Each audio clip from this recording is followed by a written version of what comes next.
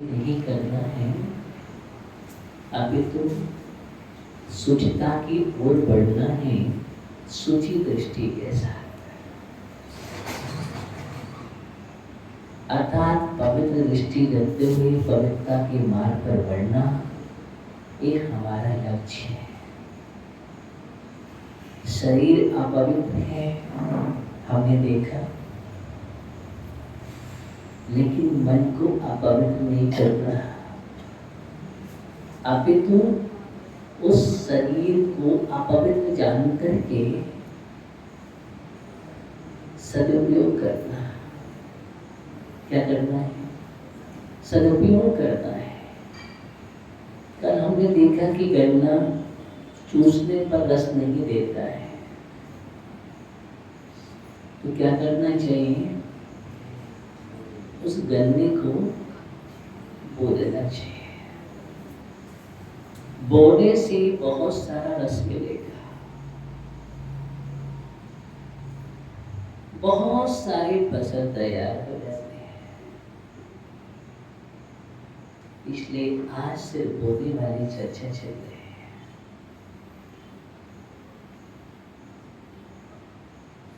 बोएंगे कभी नहीं रोएंगे। और आज अगर हम सो गए तो हम सोते ही रहेंगे, सोएंगे तो रोएंगे। आश्रम प्रेक्षा में जाना है। कहाँ जाना है? आश्रम प्रेक्षा की ओर मुझे जाना है। तो देह का उपयोग करो। क्यों? देखो, एक बात ध्यान रखो, जहाँ भगवान बैठे हैं, जहाँ पर चैत्य है, उसको हम चैत्यालय बोलते हैं। जहाँ जिन है, उसको हम जिनालय बोलते हैं। तो जो जिनालय होता है, वहाँ पर हम किसी भी प्रकार की गंदगी पसंद नहीं करते हैं। अगर हम गंदगी दिख जाती है, तत्काल सफाई करवा देते हैं। क्यों? क्योंकि वो पूज्य स्थान है, और पूज्य स्थान पर गंदगी नहीं होना चाहिए। किसी भी प्रकार की एकदम साफ स्वच्छ होना चाहिए। क्योंकि मंदिर देवता है, नव देवता है कि नहीं? अब नव देवता में एक देवता है, वहां पर अगर हम गंदगी रखेंगे तो फिर हमारा कल्याण होने वाला नहीं है। तो जिस प्रकार उसको हम अच्छे से अच्छा बनाते हैं, उज्जवल से उज्जवल बनाते हैं, मंदिर कितना सुंदर होना चाहिए हमारा। हमारे भवन से कई गुना, अनंत गुना कह देंगे अशुद्धि। कितना? हमारे भवन से अनंत गुना भव्य जिनालय होना चाहिए। इसलिए हम जिनालय में सबसे ज्यादा उपयोग लगाते हैं, क्योंकि ये विशुद्धि के केंद्र है। किसके केंद्र हैं? ये विशुद्धि के केंद्र है। यहाँ से विशुद्धि का संचार होता है। इस कारण से पूरा उपयोग लगा देते हैं। सुंदर से सुंदर मंदिर बनाने का उपयोग लगाते हैं, भव्य बनाते हैं। ऐसा नहीं कि हम श्री जी को कहीं भी बिठा देंगे, हमने बिठा दिया बस, नहीं। ऐसे कैसे बिठा दिया? ध्यान दो, कहीं भी नहीं बिठा सकते हैं।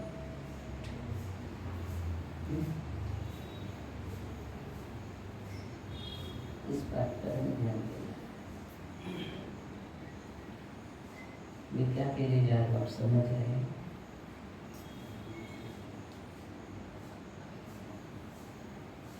पीछे तक आवाज आ रही कि नहीं आ रही? तो बहुत अच्छी बात है। आपकी कड़े तेज होना भी चाहिए।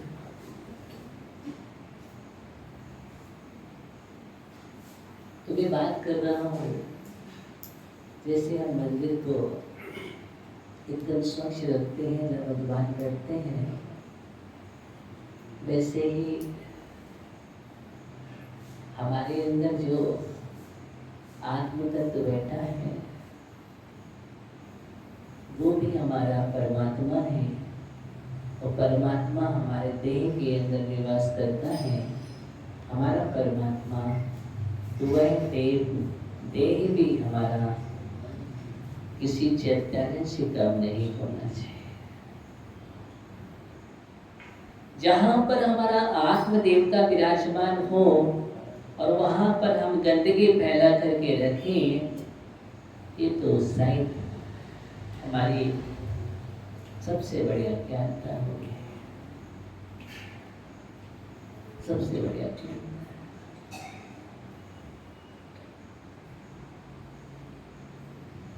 अपने शरीर को स्वच्छ रखने की बात कह रहा हूं मैं। शरीर को इतना स्वच्छ रखो, इतना निर्मल रखो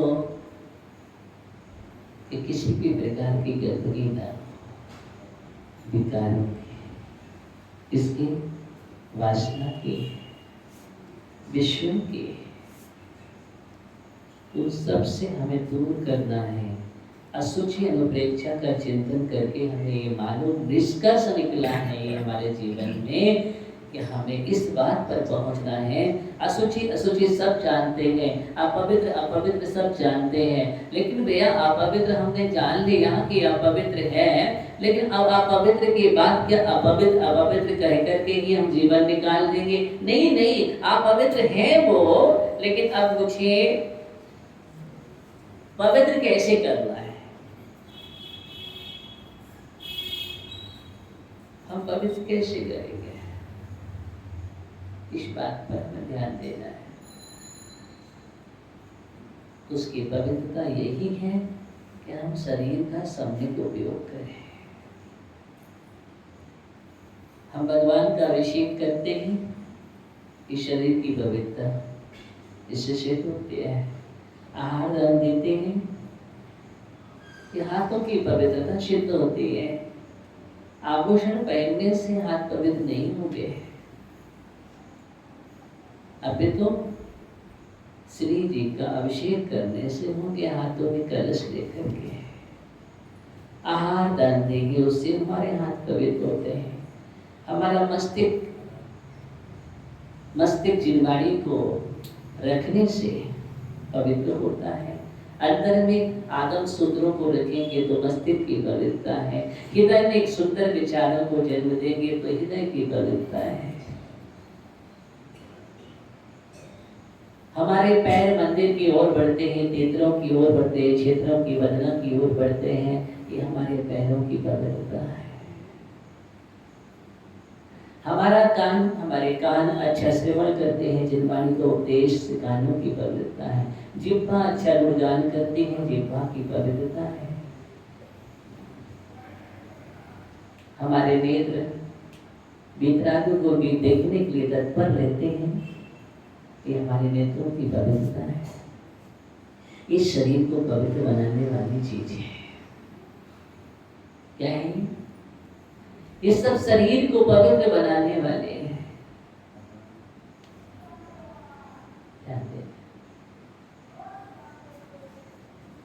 जब हम इस शरीर से त्याग करते हैं, तपस्या करते हैं, आराधना करते हैं, रत्नात्रय की साधना करते हैं, जिसके माध्यम से देह पवित्र होता है, और फिर इसी पवित्र साधना करते हुए इस देह को हम उपकरण बना करके साधना में लगा देते हैं, तो यही उपकरण हमारा उपकार करने वाला हो जाता है। उपकरण उपकार करने वाला है। ध्यान देना, क्या हम ऐसा कर रहे हैं? क्या हमारे जीवन का ऐसा कोई लक्ष्य है? क्या हमने ऐसा कोई ध्येय बनाया है? क्या हम इस प्रकार का चिंतन करते हैं कि नहीं, इस देह को तो हमने अनंत बार असंयम में लगाया है। इसमें लगाया अनंत बार हमने देहों को असंयम के लिए समर्पित किया है,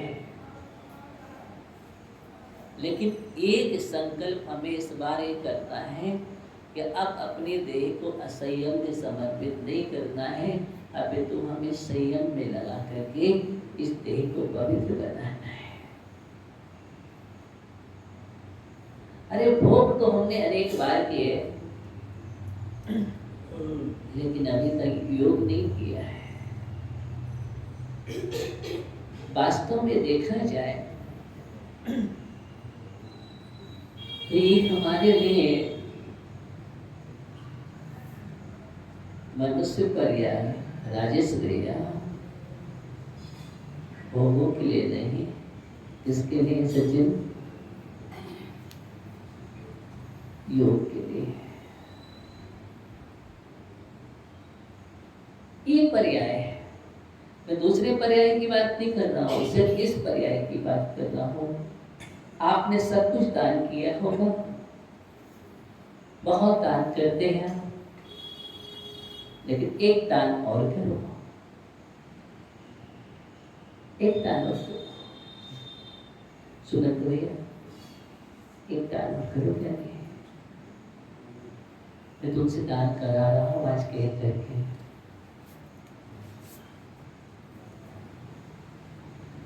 एक दान और कर देना जीवन में। हमने धन संपत्ति सबका दान किया है,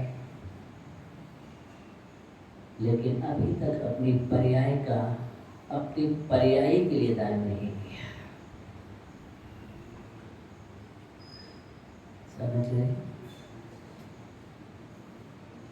अपनी पर्याय का, छोटो भैया, अपनी पर्याय का, अपनी पर्याय के लिए हमने अभी तक दान नहीं किया है। इस पर्याय का हमने अपने कल्याण के लिए दान नहीं किया है, आत्म कल्याण के लिए दान नहीं किया है। इस पर्याय का अपने लिए, अपने भगवान को निकालने के लिए दान नहीं किया है। बाकी हमने सब पर्याय सब में लगाई है, परिवार के लिए, कुटुंब के लिए, अपने संबंधियों के लिए, धन संपत्ति के लिए, सबके लिए हमने दान, इस पर्याय को लगाया है। और इतनी पर्याय हमने दान की है, शायद आप विचार करोगे तो आप कल्पना नहीं कर पाओगे कितनी पर्याय आपने, लेकिन सिर्फ एक पर्याय, ये वाली पर्याय, वो वाली नहीं। कौन सी? ये वाली। प्रकाश चंद जी, ये वाली पर्याय अब तो दान कर दे। इतना वर्ष बीते, इतना तो हमने भोगों में, संसार में दे दिया। किसमें दे दिया? कम से कम जितने पर्याय के जितने निषेध बचे हैं मैडम, जितने भी उसके आयु के पल बचे हैं, उतने आयु के पलों को संयम में लगा दो। इसमें लगा दो, संयम में लगा दो। कितना सोचना पड़ता है, जब जब संयम की बात करते हैं ना, इतना गहरी सोच में चले जाते हैं, क्या कह रहे हैं, कैसा है इंसान। अंतिम पलों तक विभाव नहीं बन पाते हो, पर्याय को नष्ट कर देता है। संसार के कष्टों को झेल सकता है, यातनाएं सह सकता है, और अगर इसके लिए कोई दुत्कार भी मिल जाए तो भी सहेगा। घर वाले अगर बाहर निकालने लगे तो भी तैयार है वापिस जाने के लिए, सबकी सुनने के लिए तैयार है, लेकिन आत्म कल्याण के लिए तैयार नहीं है। कैसा मिथ्यात्व है, कैसी सुसुप्ति है, कब से सोया पड़ा है। इतनी गहरी नींद अच्छी बात नहीं है। बहुत गहरी नींद में सो रहे ज्ञानियों, एक भी नहीं जागा।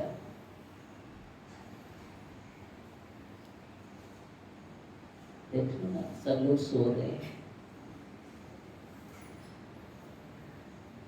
सब सो रहे हैं। मुझे कोई जागते हुए तो दिखाई नहीं दे रहे, मैं क्या करूं?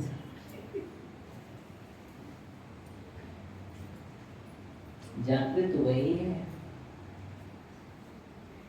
जो हमेशा ही संसार में सोता है। इसमें जागृत वह है जो संसार में सोता है। ज्ञानियों,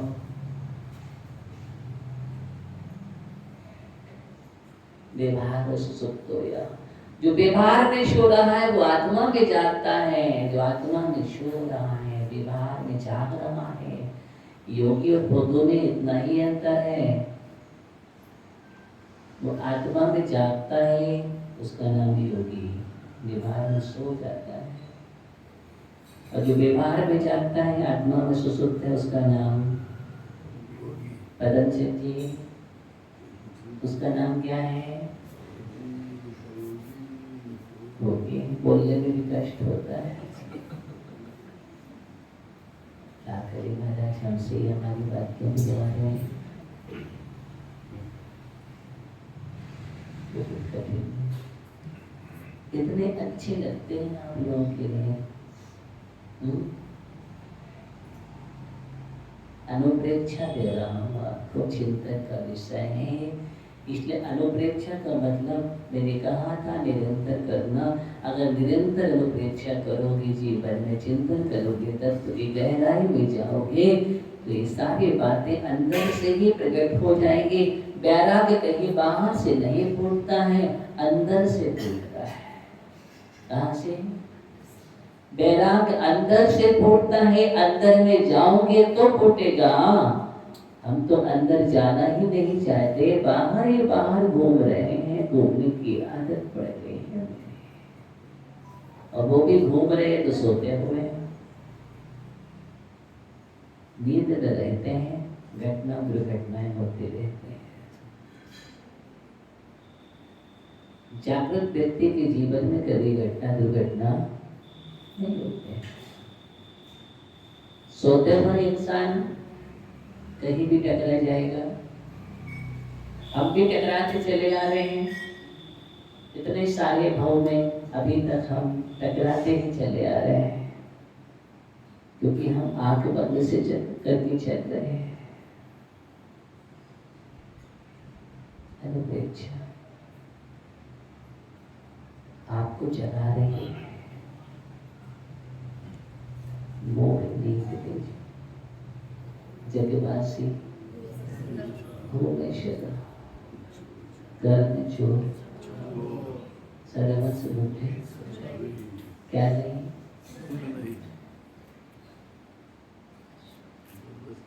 इस पंक्ति को दोहराओ, इस पंक्ति को दोहराओ, बार बार दोहराओ। सर्वस्व लूटे, इतनी सी बात को मैं बतला रहा हूँ, पूरी बात नहीं कर रहा हूँ।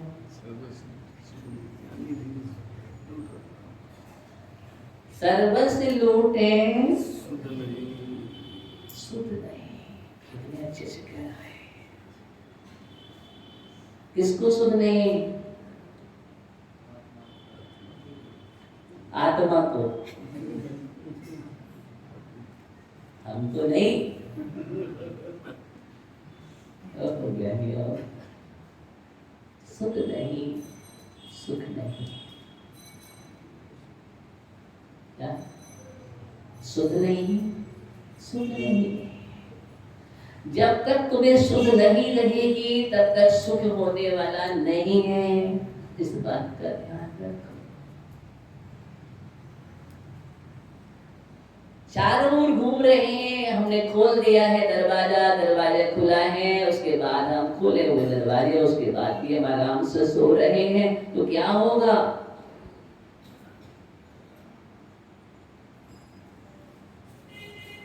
आश्रम प्रेक्षण की चर्चा है। आश्रम क्यों हो रहा है? क्या है आश्रम? क्या है? किसका नाम है? चिंतन करो।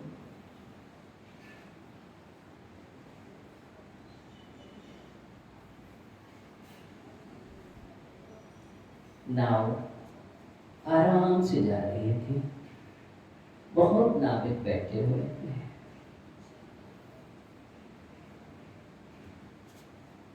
कुछ समय बाद देखा कि बहुत जोर जोर से चिल्लाने की आवाज आ रही है। क्या आ रही है? जोर जोर से चिल्लाने की आवाज आ रही है। नवीन गया, यानी बचाओ बचाओ की आवाज आ रही है। अभी कुछ पल पहले तो देखा कि नाव बहुत अच्छी तरह से जा रही थी, सभी लोग आनंदित थे, लेकिन थोड़ी देर में चिल्लाने की आवाज आती है और बचाओ बचाओ की आवाज आने लगी। और जब देखा तो थोड़े समय में कुछ और परिवर्तन होने लगा।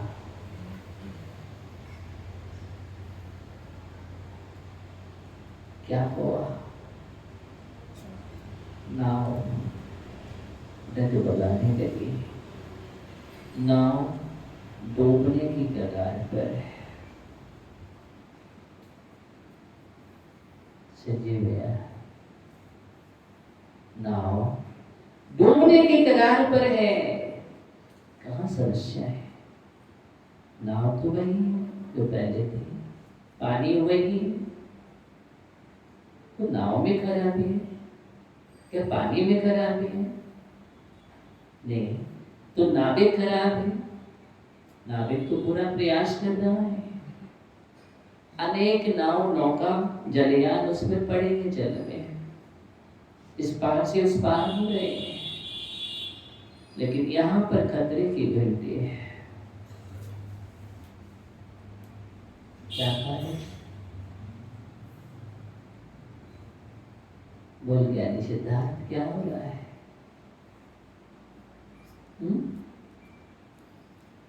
सभी नाव पार हो रहे हैं और वो नाव खतरे में आ गई है।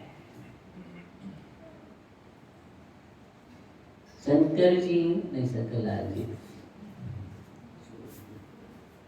क्या हुआ शंकरलाल जी? नाव क्यों डूबने लगी?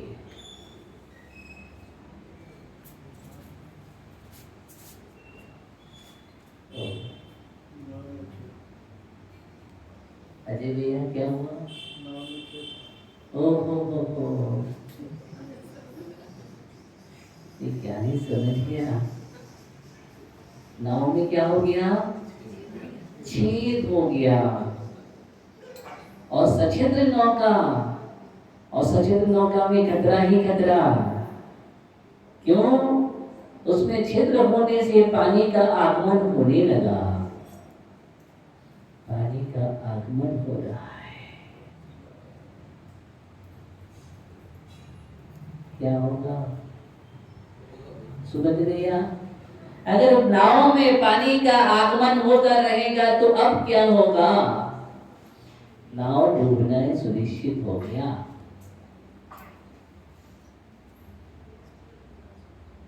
और हमारा कोई प्रयास नहीं है, मेरा कोई भी प्रयास नहीं चल रहा है। नाव डूबने के लिए तैयार है। इसी का नाम आश्रम है। क्या है? इसी का नाम ज्ञानी आश्रव है। मैं आश्रव समझा रहा हूँ। इसी का नाम आश्रव दत्त है कि हमारे जीवन में ऐसे ही आश्रव हो रहा है, फिर भी हम आराम से बैठे हैं, आराम से सो रहे हैं।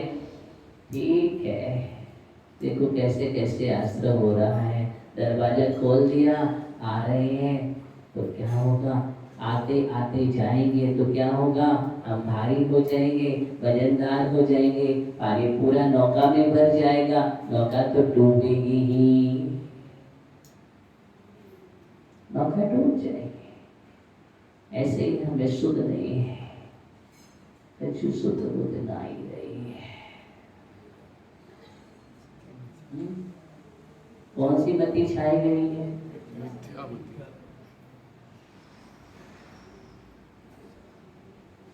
कोई शुद्ध बुद्ध नहीं है। कहाँ पढ़ लेते हो आप? आलोचना पाठ में, मुझे आलोचना पाठ में पढ़ते हैं। अब शुद्ध बुद्ध आ ही रही है, भगवान से कह रहा है, भगवान कह रहे बेटा शुद्ध बुद्ध आ जाए, ध्यान दो। अब शुद्ध बुद्ध नहीं रखोगे तो फिर हम क्या करेंगे? भगवान भी क्या कहेंगे? कुछ नहीं कर सकते हैं। अपनी शुद्ध को तुम्हें ही जगाना पड़ेगा, अपनी शुद्ध को तुम्हें जगाना पड़ेगा। एक समझदारी यही है कि हम समझदार हों, अपने जीवन में इस बात पर ध्यान रखें आश्रम के क्या कारण हैं, किन कारणों से आ रहे हैं, निरंतर आ रहे हैं। समझदारी हमारे जीवन में होना चाहिए कि पहले हम दरवाजे को बंद कर दें। ओहो, हम दरवाजे को बंद नहीं करना चाहते हैं।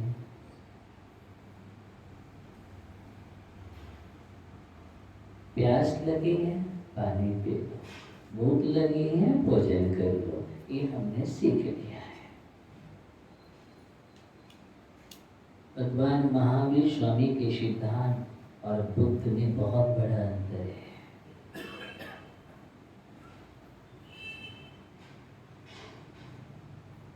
जहां तक बुद्ध के विचार जहां तक है उससे कई गुणे आगे शुरुआत भगवान महावीर स्वामी के सिद्धांत से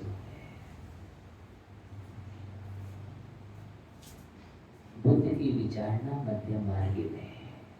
कहते मध्यम मार्ग है। और जैनिज्म क्या कहता है? बुद्ध ने कहा कोई दिक्कत नहीं, तुम्हें अगर कष्टों से मुक्ति चाहिए तो क्या करो? जैसे भूख लग रही है तो भोजन कर लो, कष्ट मुक्त हो जाओगे। अगर तीर तुम्हें चुभ गया है, अगर तीर तुम्हें चुभ गया है तो तीर को निकाल दो। किसने कहा?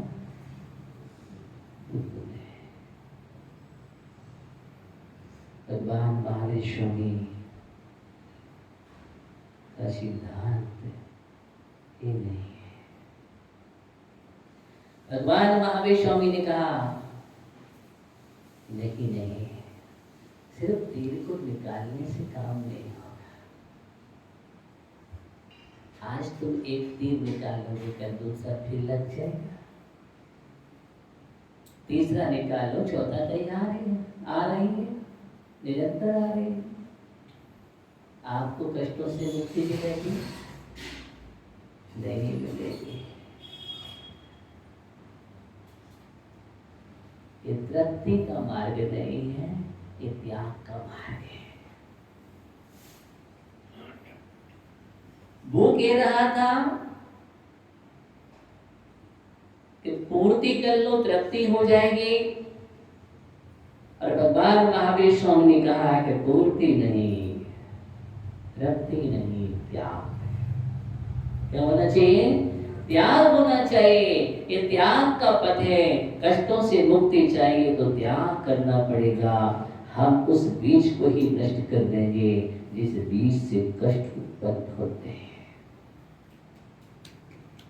ये भगवान महावीर स्वामी का सिद्धांत है।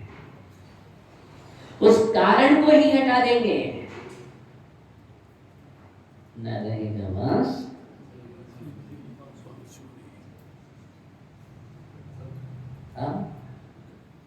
और बांस बना के हम रखें तो बांसुरी तो बनती रहेगी, बजती भी रहेगी। भगवान महावीर स्वामी के सिद्धांत को बस यही समझने की जरूरत है। ये आश्रव तत्व बहुत समझने वाली बात। बाकी बंध मोक्ष तो चर्चा कर लेते हैं, लेकिन ये तीन तत्व ऐसे हैं जो जैन दर्शन में ही मिलते हैं: आश्रव, संबंध और निश्चय। ये तीन तत्व अन्य जगह नहीं। बाकी बंध और मोक्ष की चर्चा तो फिर भी मिल जाएगी, लेकिन आश्रव, संबंध और निजरा, ये तीन तत्वों की चर्चा कहीं नहीं मिलती है। एकमात्र जैन दर्शन में है, एकमात्र जैन दर्शन में उपाय की चर्चा है, एक कारण है। हमारे तीर्थंकरों ने कहा विकार को देखकर के तुम रो रहे हो, आंसू बहा रहे हो, कर्म के उदय पर आंसू बहाते हो, लेकिन कर्म का उदय हुआ क्यों, उस पर जाओ। बंद भी हुआ तो क्यों, क्योंकि आश्रम था। क्या था, आश्रम था। दरवाजा खोल करके रखोगे तो मेहमान तो आते ही रहेंगे और आते रहेंगे, तो क्या होगा, जमा होते रहेंगे। तो जब जमा होंगे तो क्या होगा, समझ लो। सबसे पहला तरीका है, जैन दर्शन में कहा, अगर तुम्हें बचना ही है तो समझदारी ये है कि पहले दरवाजा बंद कर दो। क्या कर दो, दरवाजा बंद कर दो, उस क्षेत्र को बंद कर दो। समझदारी ये थी, लेकिन हम लोग क्षेत्र को ही नहीं देख रहे हैं। बस कष्ट आ गए, अब मुझे बहुत दुख हो रहे हैं, भगवान इतना दुख दे रही हो। अरे भगवान दुख नहीं देते हैं, भगवान कष्ट नहीं देते हैं। ये जैन दर्शन ने कष्टों को तुमने आमंत्रित किया है। क्या किया है, कष्टों को तुमने आमंत्रित किया है। अब कष्ट क्यों आए हैं उस पर कारण पर जाइए। अगर तीर शुभ रहे हैं तो सबसे पहले ये देखो कि तीर कहां से आ रहा है।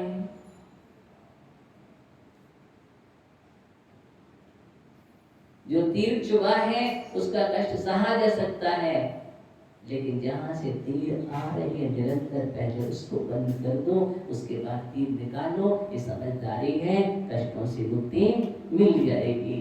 ये जैन दर्शन है। इसी बात को मुझे समझता है। आश्रय तत्व है, यही समझा रहा है।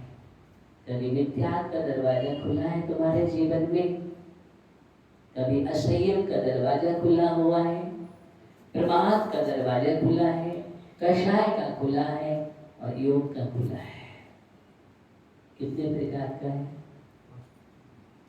57 प्रकार का है। कितने प्रकार का, 57 प्रकार का आश्रय हमारे जीवन में। और इतने सारे दरवाजे हमने खोल के रखे हैं, कहीं ना कहीं से तो आगमन होता ही रहता है निरंतर। और हम पूरे दरवाजे खोल के रखे हैं, एक भी दरवाजा बंद नहीं करना चाहते हैं, तो फिर क्या होगा। इसलिए आचार्य ने कहा सबसे पहले मिथ्यात्व का दरवाजा बंद करो। इसका बिल्कुल बंद कर दो। जहां से मिथ्यात्व आ रहा था उसको बंद करना है। अगर मिथ्यात्व को रोकना है तो क्या चाहिए, धीरज भैया क्या चाहिए, मिथ्यात्व का आगमन हो रहा हो तो उसको हम कैसे रोकेंगे।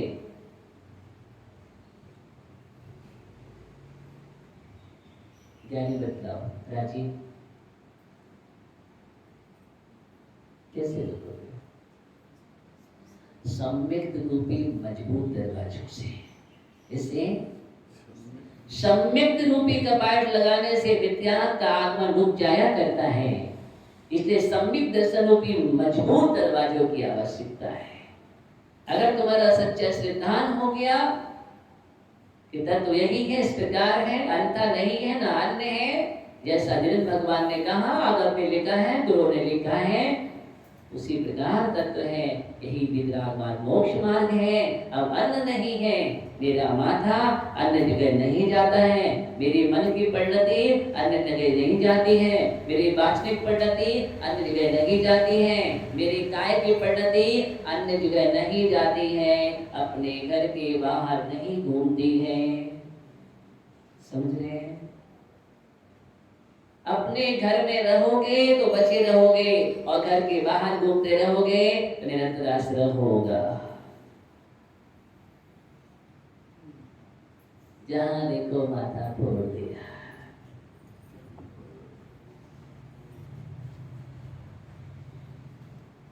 जैन दर्शन को नहीं समझा, सत्यार्थ को नहीं जाना, वीतराग दर्शन में आकर के भी तुमने रागी दृश्य को पूजना शुरू कर दिया। रागी ऋषि को ही मानते रहे, देखा ही नहीं कि भगवान है। आखिर भगवान का स्वरूप क्या है, कौन भगवान हो सकता है?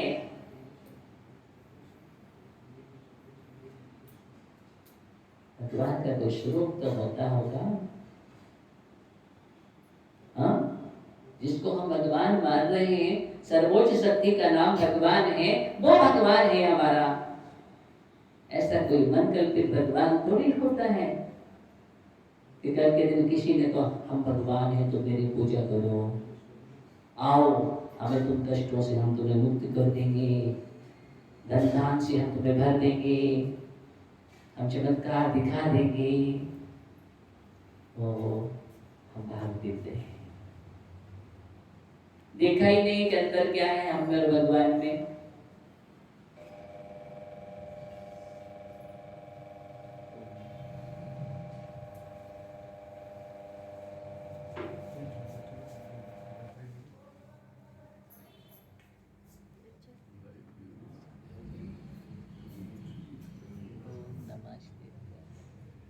देखो, हमें अगर आश्रय से बचना है तो समझना बहुत जरूरी है। सबसे बड़ा आश्रय का अगर हेतु ये संसार का हेतु है तो उसका नाम मिथ्यात्व है, विपरीत धारणा है, विपरीत परिणति है। इस बात को हम समझना बहुत जरूरी है। आप के स्वरूप को समझेंगे नहीं। आचार्य भगवंतों ने बड़े बड़े ग्रंथ लिख दिए हैं। आप्त मीमांसा नाम का ग्रंथ लिखा है आचार्य शमंद्रभद्र स्वामी ने। क्या लिखा है? आप्त मीमांसा, ध्यान रख लेना। कौन सा ग्रंथ? शमंद्रभद्र स्वामी ने। आप्त मीमांसा का मतलब क्या है? आप्त क्या है, कौन हो सकता है आप? हम हर किसी को आप्त नहीं मानते हैं। वहां तक कह दिया पूरे नहीं वो भगवान कौन? बोले समोषण विभूति लगी इसलिए भगवान। आपके पास देव आते हैं, चमर आदि विभूति है इसलिए भगवान है। बोले नहीं, वो शमंद्रभद्र स्वामी, विद्यानंद स्वामी, ओहो, अष्टसहस्त्री आदि ग्रंथों में सर्वज्ञ सिद्धि नाम का प्रकरण, सर्वज्ञ की सिद्धि है। आपका परीक्षा विद्यानंद में होता है। आचार्य ध्यान देना। उन्होंने कहा देवागम नवो यानी चामरागो विभूतिया माया विश्व दृश्यन्ते नातस्तोमसि नो महान। ये आप इसलिए महान नहीं है कि आपके पास देवों का आगमन होता है। नभो यानी आकाश से, चामरादि विभूतियां ये तो मायावी लोगों में भी पाई जाती है। क्या बोला गया? मायावी के मतलब माया जाल से भी तैयार हो सकती है। आपने देखा कि रानी रेवती का, ओहो, रेवती रानी के परीक्षण करने के लिए छुल्लक जी आए और छुल्लक जी ने अनेक प्रकार का परीक्षण किया और अपनी विद्या के माध्यम से तीर्थंकर भी बन गए, समोषण भी लगा दिया। ये कहने का मतलब है। लेकिन रेवती रानी माता फोड़ने गई नहीं। आप लोगों ने तो दौड़ पड़ते हैं अभी तक, उन्हें समोषण लगा है। ओहो,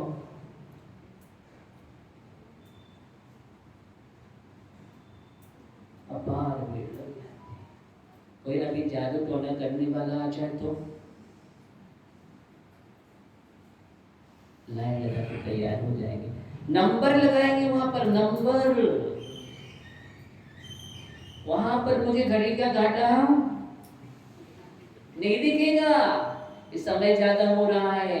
अगर 2 बजे से लाइन लगा के 5 बजे तक खड़ा होना पड़ा, 5 बजे के बाद नंबर आया तो भी चलेगा।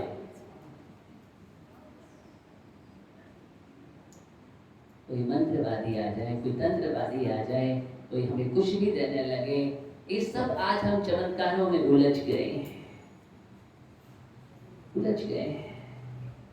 और इतने उलझे हुए हैं। कभी कभी ऐसे ठग आते हैं, कभी कभी ऐसा ठगते हैं कि आप आश्चर्य पड़ जाएंगे। यहाँ पर आश्रम की बात कर रही है। ये माता हमारा जैन कुल में आए हैं, उत्तमांग है। क्या है? उत्तमांग है, हर जगह नहीं फोड़ना पड़ता है? ये तो सच्चे देव साथ गुरु के लिए ही झुकता है। किसके लिए? सच्चे देव साथ गुरु के लिए, अर्घ्य सिद्धाचार्य उपाध्याय साधु जिन्धर जिनाद चेत चेतारे के लिए। बस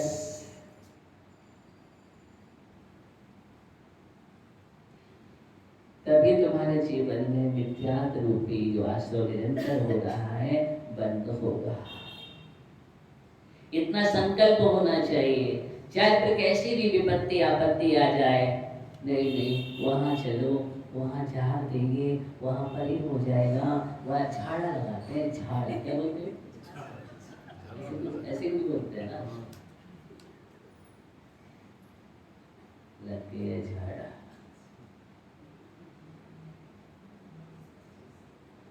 ध्यान देना, कभी कभी बहुत अच्छी तरह से भी झाड़ा लग जाता है।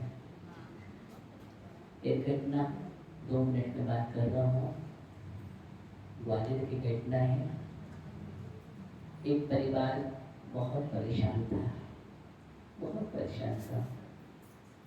उसके यहाँ उपद्रव, परेशानी, कष्ट होते रहते थे।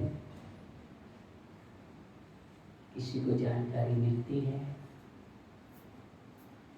बाबा जी पहुंचते हैं।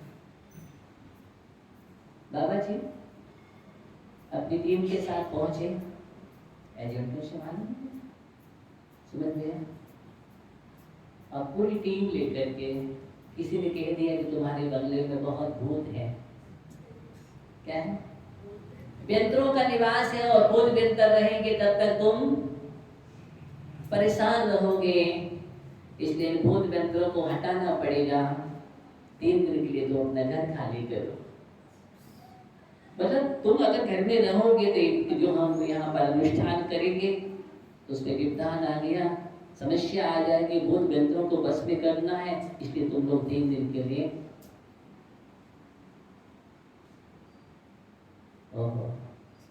चले गए। और 3 दिन में उन्होंने अपना अनुष्ठान किया। क्या किया?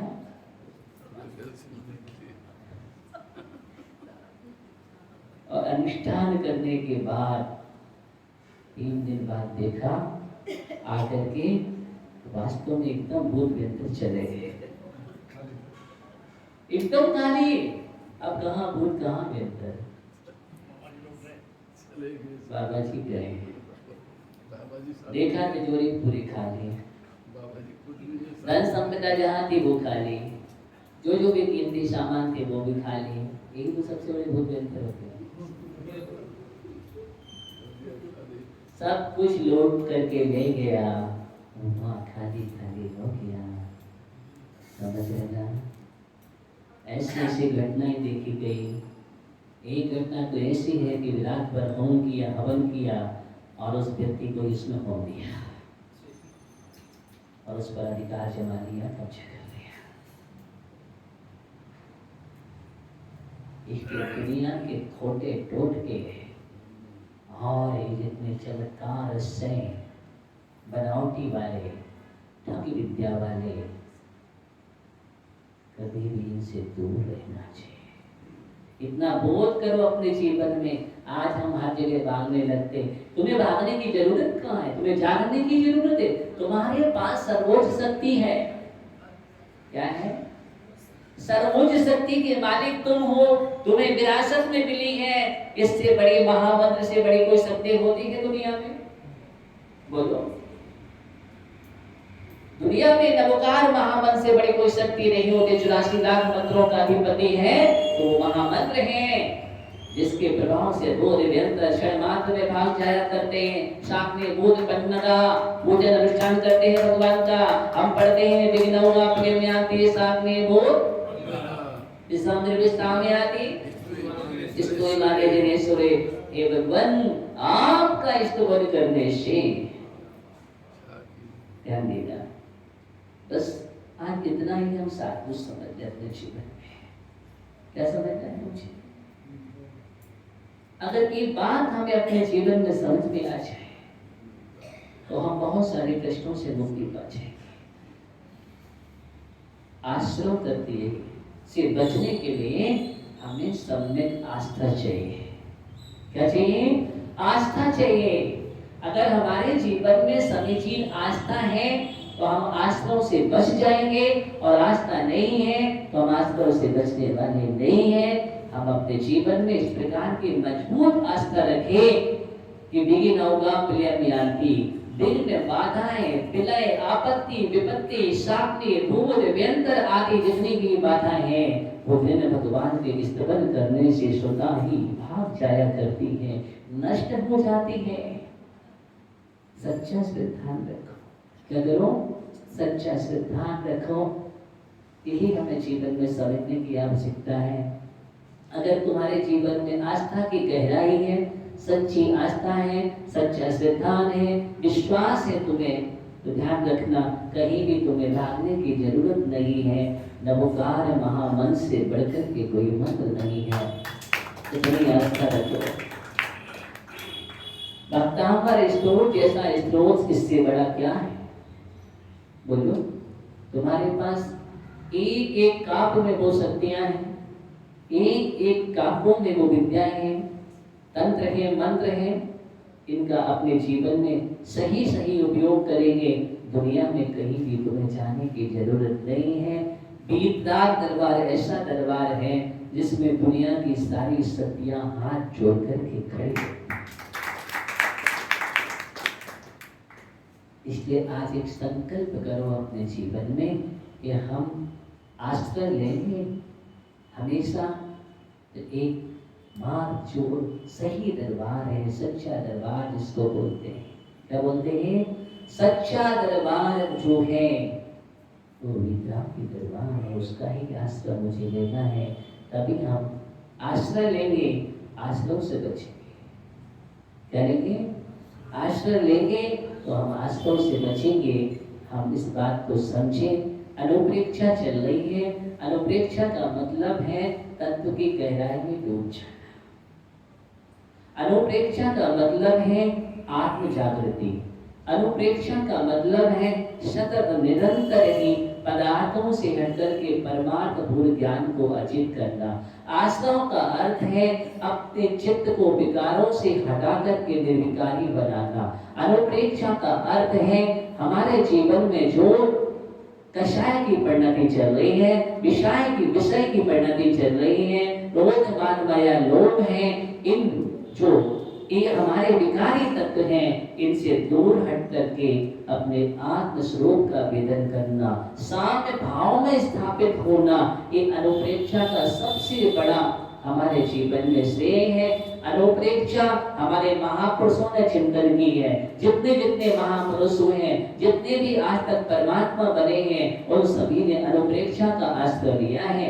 अनुप्रेक्षा वैराग को उत्पन्न करती है, संसार के राग से दूर करती है, हमारे जीवन में हमें अंतर्मुखी बनाती है। उसका नाम क्या है? अनुप्रेक्षा।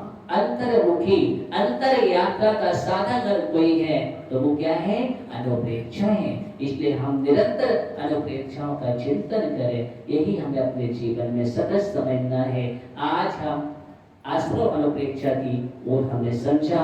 आश्रय क्यों हो रहा है जीवन में, कर्म कैसे आ रहे हैं, तो हम इस बात को समझें कि हम सोते रहेंगे मोही निद्रा में, रात की निद्रा में, तो कर्म आते रहेंगे। और जिस दिन हम जाग जाएंगे, दरवाजा बंद करो, प्रकाश करो। क्या करो? दरवाजा बंद करके प्रकाश करके देखो किस कोने में चोर छिपा है। आपको दिख जाएगा, अपने आप वो चोर भाग जाएंगे। कर्म रूपी चोर। कौन से चोर? कर्म रूपी चोर। इसलिए हम अपने जीवन में इतना ही मुझे समझना है, उस क्षेत्र को बंद करो जहां से आ रहे हैं कर्म। और कैसे होगा क्षेत्र बंद, तो उसका तरीका हम आगे बढ़ेंगे। कल संबर भावना में पहुंचेंगे। इसमें पहुंचेंगे संबर भावना को हम कल समझेंगे। निश्चित होने के लिए यही उपाय है। ओम नमः शिवाय। कृपया ध्यान देंगे।